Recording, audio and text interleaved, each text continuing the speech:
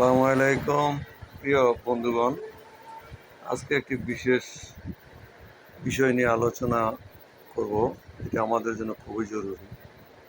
আমরা দেখব যে কোনো ঘরে গেলেই ঘরে ঘরে আজকে পুতুল, এই যে পুতুল দেখা যায়, এই পুতুল সংস্কৃতি প্রথমে চালু করে দেওয়া হয়েছে।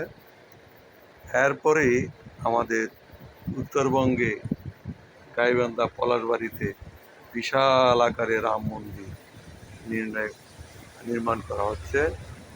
ভারতে এ বিষয়ে এই পুতুল না, এদের মূর্তি, যেটা আমাদের বাংলাদেশে ভাস্কর্য বলা হয়, কেউ বলে পুতুল, ডল, যে নামেই বলুন, সবগুলি কিন্তু মূর্তির আওতায় পড়ে। আমাদের প্রথমে পুতুলের সাথে বিগত 17 বছর প্রতিটা বস্তুর একটা বিস্কিটের প্যাকেটও পুতুল পাওয়া যেত, চানাচুরের প্যাকেটে, বিস্কিটের প্যাকেটে, সব জায়গায়। এবং স্কুলের ছাত্রছাত্রীদের ব্যাগের উপরে দেখা যেত পুতুল। ঘরে ঘরে মেয়েরা জন্মদিনে উপহার দিত তার বান্ধবীকে পুতুল। এইভাবে আমাদের প্রতিটা ঘরেই প্রায় ঢুকে গেছে সেই পুতুল। যেই পুতুল আমরা ধর্মীয়ভাবে বলবো এটাই মূর্তি, এটা পুতুল নয়। যে কোনো প্রাণীর অবয়ব সেটাই হলো পুতুল, আর সেইটাই হলো মূর্তি। এখন আমাদের মুসলমানের ঘরেও মূর্তি ঢুকে গেছে। এই মূর্তি কেন নিষেধ করা হয়েছে, কেন এই সকল পুতুল নিষেধ করা হয়েছে? যে ঘরে, মুসলমানদের ঘরে যে ঘরে ছবি রাখা নিষেধ, হারাম করা হয়েছে, যে ঘরে পুতুল রাখলে সেই ঘরে রহমতের ফেরেস্তা আসে না, ছবি থাকলে রহমতের ফেরেস্তা আসে না। আজকে আমাদের ঘরে ঘরে সেই সংস্কৃতি চালু হয়ে গেছে, সেটা আমরা মানছি না। তাই বলে আমাদের রহমতের ফেরেস্তা ঘরে ঢুকছে না, সেইখানে দুষ্ট জিন প্রবেশ করে। আমরা কিন্তু সেদিকে খেয়াল করছি না। দেখবেন আপনার শিশু হঠাৎ হঠাৎ ভয় পাচ্ছে, পুতুল খেলতে গিয়ে হঠাৎ হঠাৎ ভয় পেয়েছে। এই ভয় সর্বক্ষণই তাকে তাড়া করে, কিন্তু আপনি বুঝতে পারতেছেন না। আসলে এই পুতুল নামে যে মূর্তিটি আপনার ঘরে আছে সেটা কিন্তু অ্যাকচুয়ালি মূর্তি। এগুলি রাখা আমাদের ইমানের বরখেলাপ।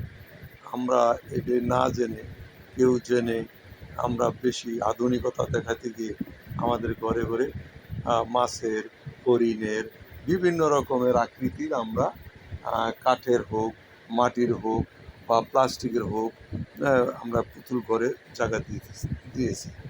কিন্তু এগুলি আমরা আমাদের মুসলমানদের ঘরে রাখা ঠিক না।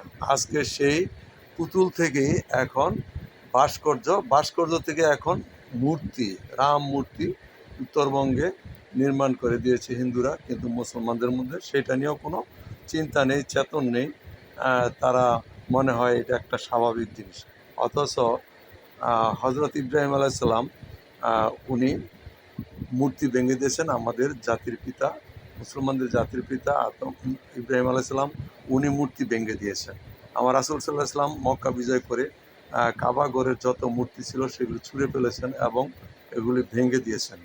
তাহলে দেখা যাচ্ছে ইসলাম মানে হলো মূর্তি ভাঙ্গার জন্য, ইসলাম মূর্তি গড়ার জন্য না। তা আমরা যদি প্রকৃত মুসলমানে থাকি, আমাদের ইসলামের উপর যদি আমাদের অকুণ্ঠ ভালোবাসা এবং বিশ্বাস, ইমান থাকে, তাহলে আমরা আজকে থেকে শপথ নেব আমাদের ঘরে পুতুল নামে মূর্তি কেউ রাখবো না। বুঝতে পারছেন? ধন্যবাদ। আমি যদি ভুল বলে থাকি আমাকে শুধরে দিবেন, কোনো বাজে মন্তব্য করবেন না। আজ থেকে আমরা মূর্তি প্রতিরোধ করব, উত্তরবঙ্গের মূর্তির বিরুদ্ধে রুখে দাঁড়াবো।